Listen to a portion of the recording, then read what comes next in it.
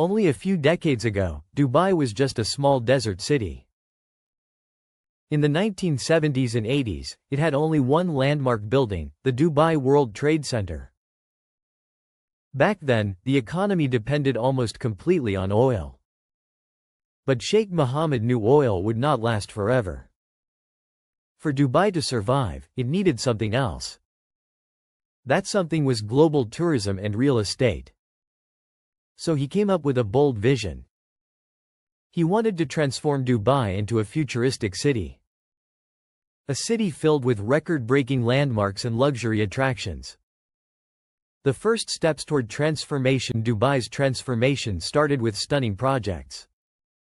The Burj Al Arab, completed in 1999, became the world's first 7-star hotel.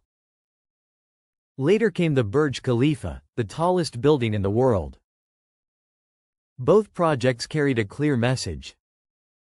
Dubai was no longer just a desert city. It was now a global hub of innovation and luxury. But soon, Dubai faced a problem. Its land was limited. Prime land along the coastline had run out. Sheikh Mohammed realized there was only one way forward. The future lay in the sea. Creating land from the sea. By the early 2000s, Dubai had become a tourist hotspot. Its beaches were crowded. But the coastline stretched only 70 kilometers. A revolutionary idea was born. Extend the coastline using artificial islands. The first plan was to build 3 palm-shaped islands. They would be so huge that they could be seen from space. The names were Palm Jumeirah, Palm Jebel Ali, and Palm Deira. Construction on Palm Jumeirah began in 2001. It was the smallest and fastest to complete. Palm Jumeirah alone added 56 kilometers of coastline. That was an 80% increase. The project was a massive success. Even before completion, work started on the other 2 palms.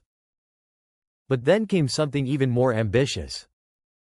A project the world had never seen before. The World Islands. The birth of the World Islands. The world was launched in 2003. It was built just 3.5 kilometers off Dubai's coast. The design featured 300 islands.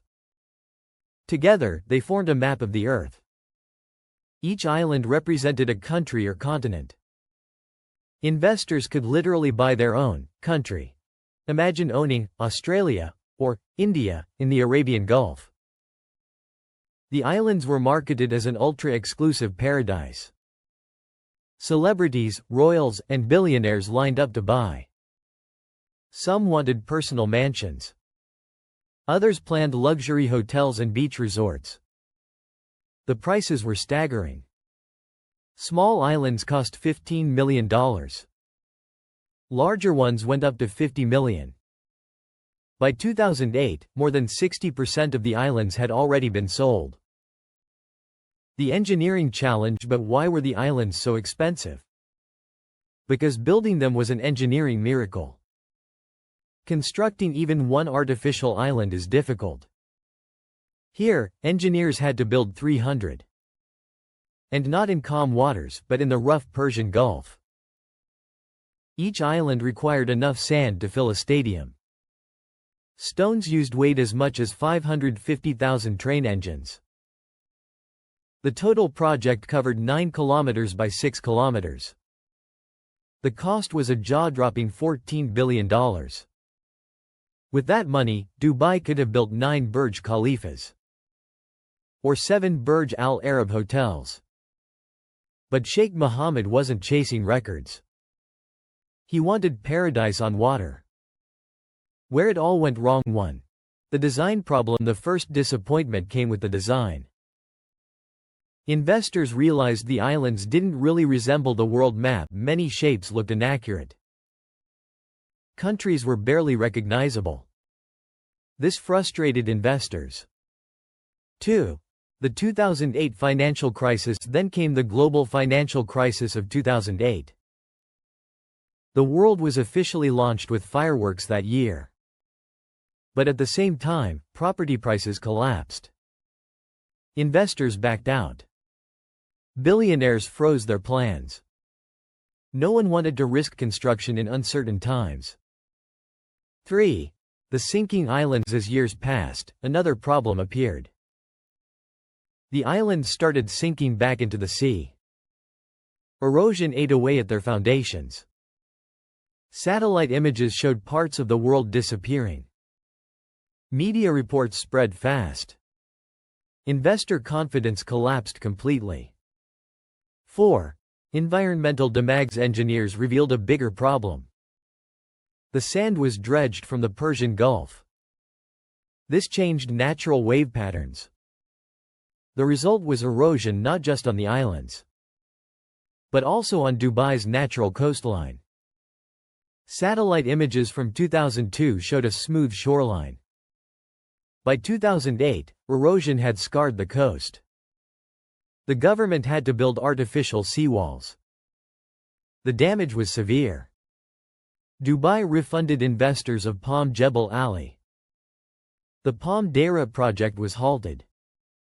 What survived? Not everything was a failure. Palm Jumeirah became a huge success. Celebrities like David Beckham, Shah Rukh Khan, and Shilpa Shetty own homes there. It remains one of Dubai's most iconic addresses. The world, however, was different. Out of 300 islands, only 9 were developed. Lebanon Island was turned into a private beach club. Some Europe islands became holiday villas. One island was named after Michael Schumacher. But 291 islands remain empty, slowly eroding back into the sea. Dubai's next steps. Sheikh Mohammed knew the world was a failure. But Dubai does not give up. Plans are underway to revive parts of the project. Europe islands are being redesigned. Sweden Island will feature 10 luxury palaces. Germany Island will have 32 villas. And 72 floating suites are planned. These suites will include underwater bedrooms. Guests will watch marine life while they sleep. Dubai's spirit of ambition. The world islands may have failed, but Dubai continues to dream bigger. Jumeirah Bay Island is already a success. The Museum of the Future is a global wonder. Expo 2020 put Dubai back in the spotlight. And the future looks even more ambitious.